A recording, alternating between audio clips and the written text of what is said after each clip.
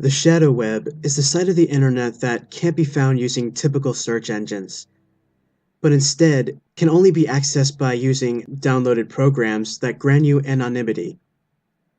It contains some of the sickest filth you could ever and not ever imagine, and is the topic of this traumatic tale. The Hidden Wiki is a shadow website that informs you of many of the different sick sites the shadow web has to offer. I explored the shadow web once. Getting there was difficult. All the programs that let you run around on the web anonymously have rather convoluted installation instructions, and I'm not the tech-savviest type, so it was a struggle. But after a few frustrating hours, I managed to do it. My first stop was, no doubt, the coveted Hidden Wiki. You hear about it all the time, and it really makes you curious to see it for yourself. People talk about how sick it is, how you need to be extremely careful of what you click. They're 100% right. I avoided so much, but still would wind up seeing an image or an article I really hadn't wanted to see. Things that no one should see. Disgusting, pure evil things that shouldn't exist. I've been on the shadow web for 10 minutes and was already expecting the FBI pounding on my door. And here my only crime was curiosity. Weird comparison, I know, but the shadow web is sort of like doing drugs. You're alarmingly paranoid at first, constantly questioning your actions. Hell, my friend called me while I was on it and I about had a heart attack because I was so sure it was the police. But after a while, you sort of relax a little, feel a little more confident. After a few days of being the most cautious I've ever been in my life, I started feeling more adventurous. Started clicking links and exploring the interesting looking sites. Human experiments, killers for hire, black market sites. Seems weird to explore these sites, I know, but the sites are so cheesy half the time. It's hard to believe they're real. You can find half these websites on the normal web too. They're pretty much always fake. I completely avoided porn links. There are so many sick sites featuring minors. The shadow web is where pedophiles get their endless supply of child porn. Even porn sites claiming to feature only people 18 plus. I simply didn't risk it. I didn't risk most of the snuff film sites either. Though I admit I did watch a video or two, purely out of curiosity, which is the worst decision ever, just don't watch them. It's when several weeks of regular shadow web access had passed that I began feeling extremely confident. I got to a point where I could easily and automatically avoid links I knew led to bad things. I'd explored a few seriously gruesome sites with no police visits. I was cocky. I was curious. So I joined a forum. It was a pretty tame forum compared to the others I'd stumbled across. This one was for, as they called themselves, underground families. Literally, it was a ton of people who lived underground or in completely isolated areas with their families, all over the world. And they weren't like the backwoods inbred families you see in horror movies, or giant religious communities like the one discovered in Texas. Most of these families were pretty small in numbers, usually living in some warehouse or basement, or even in a normal house in some cases. What brought them together was that they never left their homes. Ever. They were living completely secluded lives, only socializing with their own family and the people on this forum. There was no talk of torture or human trafficking or kidnapping, no talk of murder or inbreeding. Seriously, they appeared to be totally normal families, who honest to God just wanted to live alone. Stay off the grid, so to speak. Really not all that weird or uncommon, actually. I joined the forum purely for access to all the topics. You had to be a registered user to view them. I wasn't planning on talking to anyone, but one user caught my eye. He seemed to be extremely popular on the site. He'd posted several threads and had way more thread views and replies than most of the others. He replied to everyone, even silly remarks you'd think would have gotten lost in such heavily populated threads. Not wanting to bring attention to myself, the community was actually a decent size, but I still felt like they'd easily sniff out a newbie like me and begin questioning my authenticity. I messaged him privately. "Hi, sorry to message you out of the blue like this, but I'm new to the forum and didn't feel totally comfortable posting yet. I'm trying to write an unbiased article for online publication about underground families, and was hoping you could tell me more about your life. I'm ultimately hoping to give public insight about family life in seclusion compared to, say, one person who lives alone. I'm also interested in the reason behind your family's decision to live underground. If you're interested and willing to offer your views, I have several questions ready. There's absolutely no obligation to answer any of the questions you don't like or don't feel comfortable answering. And none of them are personal towards you specifically or would take away your anonymity. Thank you." So I lied about the article thing, but I had a gut feeling that if I tried to talk to him pretending to be a member of an underground family myself, he'd call me out immediately. You can't just read a couple posts about something you've never heard of before and then blend into their community seamlessly. Besides, this way, I could ask all the questions I wanted without fault. My motive was presented up front. He could either say yes or decline.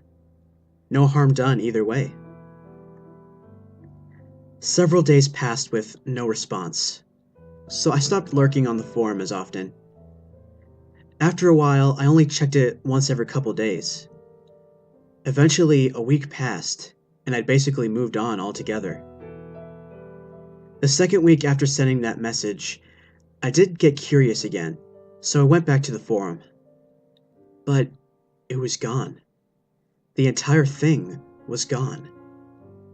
Did I have the right web address? Yeah, definitely the same. Where was it? The site wasn't just taken down, the entire page was disabled. I just got an error message saying this site doesn't exist. What? Was it because of my message? Did he report it, the owners get spooked, and the whole place got deleted? There wasn't even anything bad on that forum. Why would they react so seriously to one message? They were on the shadow web, all presumably browsing completely anonymously like I was. Surely I couldn't have been the first curious person to find it and ask questions. I started digging around the shadow web. A whole community wouldn't just delete themselves. They'd create a new site, right? I did find a couple of websites describing the underground family lifestyle, but no forums. They seriously deleted the whole thing? Maybe a new one was being created as I searched. I decided I'd wait a week and then search again. Give them some time to rebuild if they even plan to. As I waited, I grew bored. The shadow web is virtually endless, but to avoid any confrontations with the FBI, the sites you feel comfortable visiting are extremely limited. The normal web would never satisfy me again. I was able to tell that the first day I'd used the shadow web, but by now I'd gone through all the tamer websites I could find. I just wanted more interesting stuff. I was curious.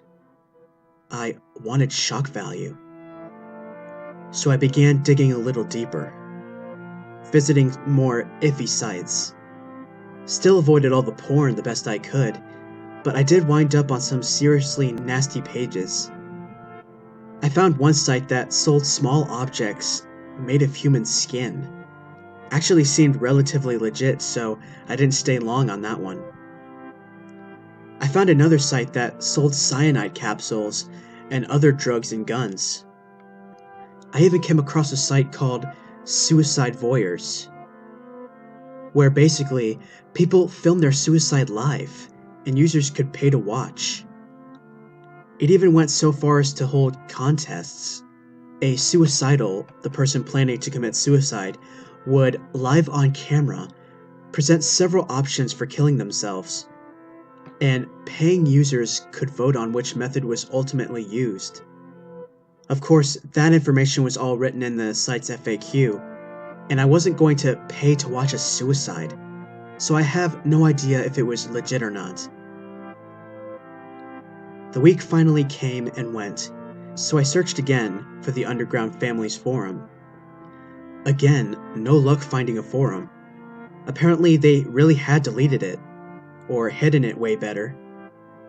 I was about to give up the shadow web altogether when my eye spotted a site called Road to Nowhere. I'd actually seen this name when doing my original search for the Underground Families Forum the week before, but hadn't thought to click on it, so I clicked on it this time. It was a website, not a forum, but with a familiar theme.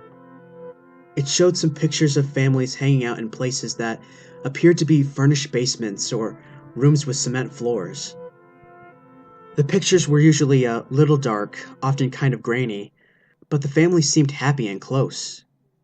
Most of the people and kids in the pictures were smiling or talking, and not like cheesy stock photos, but like actual candid photos. Maybe some of them hadn't even known their pictures were being taken. I explored around, and it turned out that the site wasn't quite like the forum, where users shared stories and experiences, but more like a dating service of sorts. Except instead of finding dates, you found families to join. Families posted pages advertising themselves, anonymously of course. They described their appearances, size of the family, how big their home was, their religion, goals, hobbies, and interests. All the works. Then they'd say exactly what they were looking for. And when I say exactly, I mean exactly. Right down to things like, you must have prominent cheekbones, and you must be 5'10". Even things like, you must have a deep, soothing voice, perfect for telling bedtime stories, but also for effectively scolding. These families meant business.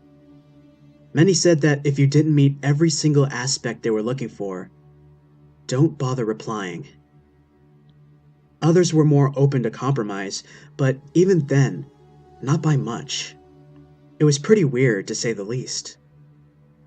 I dug deeper into the site, even more intrigued. Then, literally by accident, I found a hidden link. It was the period at the end of the third sentence on one of the family's listings. Why there, I don't know. Maybe the link changed daily to a different random period somewhere else on the site. Either way, I clicked on it, and was taken to a new section of the site. A forum. Except this forum wasn't anything like the first one. This forum didn't have happy, close-knit underground families joking and bonding with one another. This forum was serious. Dark in tone, blunt in its cause. The website wasn't for families looking to welcome a new adult to their home. The forum was for families looking to welcome new children. There were only 2 sections in the forum, one for families seeking children, and one for families advertising theirs. One thread in the second section was called Third Was Fake, and it was by a woman, apparently single. She'd already taken in 2 kids, and had mistakenly decided to take in a third, and it just wasn't working out. She said she hadn't realized the third, a 4-year-old boy, has had his hair dyed black by his previous family, who I guess had given him up because he cried more than their other child. None of it made sense to me, but looking through her thread, it was filled mainly with sympathy posts. I kept scrolling, each reply being worse than the last. People sympathized with her struggles, but she wasn't getting any takers for the boy. One user commented saying how difficult it is finding families for children over 2. From the other posts, I learned that crying children can rarely be rehomed.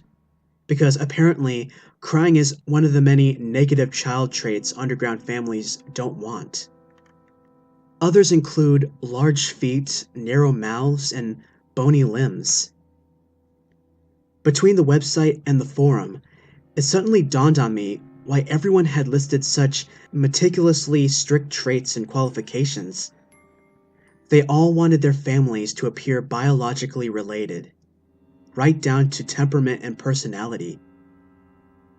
Maybe for some other, much sicker reasons too.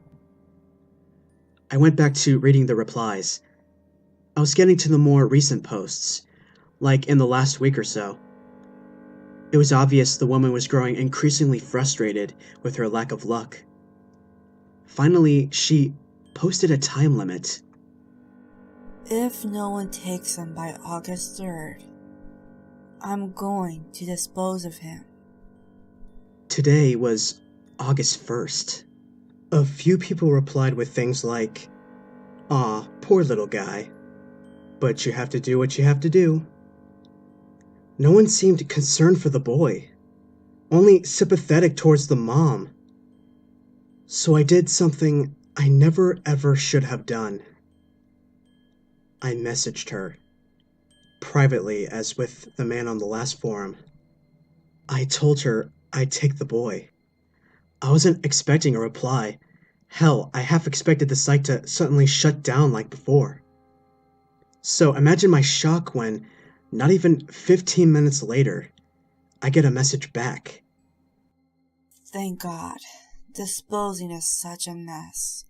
And my other kids haven't witnessed one yet. Tell me about your family. It was short and to the point. It seemed most of the points were written like this. Short, precise, and to the point. I tried my best to reply in the same manner, making up a family on the spot and praying she didn't ask too many questions. I'm a married mother of one. Our daughter is 6.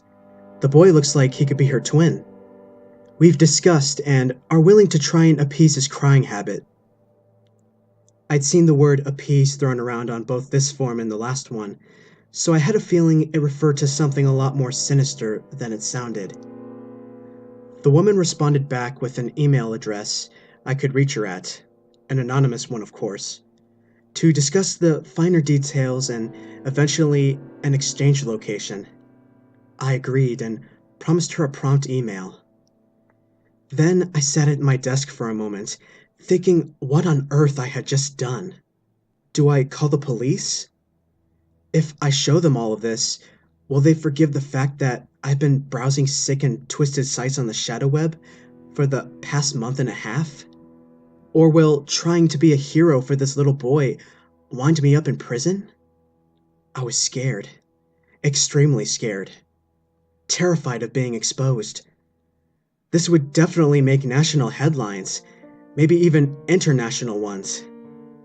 Everyone in the world would say, yeah, he saved a boy, but what was he doing on all those other sites? My friends and family would know I watched that 2-minute video of some Indian man being beheaded with a hunting knife. They know about the live torture site I'd hung out on for 2 hours. I hadn't watched any of the videos. They were paid to watch anyway. And even if they weren't, I still wouldn't have. Right? No. Maybe I would have. My curiosity had landed me in hot, unforgiving waters and given me a black and white choice as punishment. Save the boy, but face public humiliation and possible prison time for my sick curiosities? Or delete anonymous browsing altogether, never look back, and convince myself the boy's fate was out of my hands.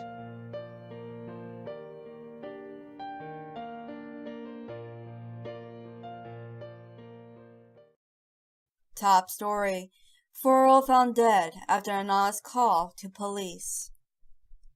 A woman's anonymous phone call to police headquarters around 4:30 p.m. last Friday may have resulted in the death of a young boy, thought to be victim of a large-scale underground child trafficking trade.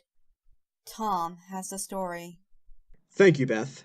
An investigation of a 4-year-old's discovered body now shows that the boy is the same child who was kidnapped from a daycare 3 years ago.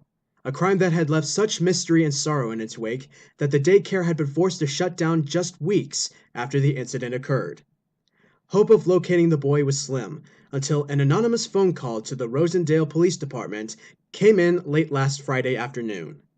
Here's the call. 911, what's your emergency? I think a boy's about to be killed. What? Tell me where you are.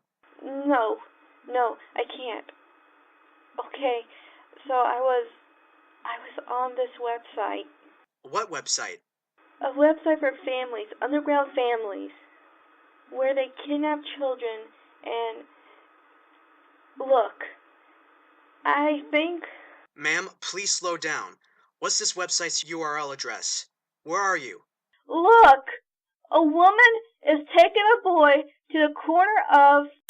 and he was kidnapped. She had kidnapped him. If you don't get to him, she's going to kill him. She's going to kill him at 5 o'clock if you don't get to him. Ma'am? Hello? Upon further investigation, it is believed the boy was being traded through an underground child trafficking ring, but the details are still being worked out. The name and whereabouts of the anonymous caller are currently unknown, but police believe the call was made from a payphone just down the street from where the body was found. The police are unsure if the caller was part of the trade. An alert was called and responding officers were immediately sent to the location provided. They arrived a little before 5 p.m. and waited, but no woman or child showed. The next day on August 3rd, they returned to the spot for a follow-up and discovered the deceased body of the 4-year-old left in a nearby dumpster. Cause of death has not been officially released, but investigators suspect it to have been by strangulation. The boy otherwise showed no signs of trauma or abuse. No clues to his killer were left, and investigators are still working to determine where he's been over the past 3 years since his disappearance. Back to you, Beth. Thanks, Tom. Absolutely tragic.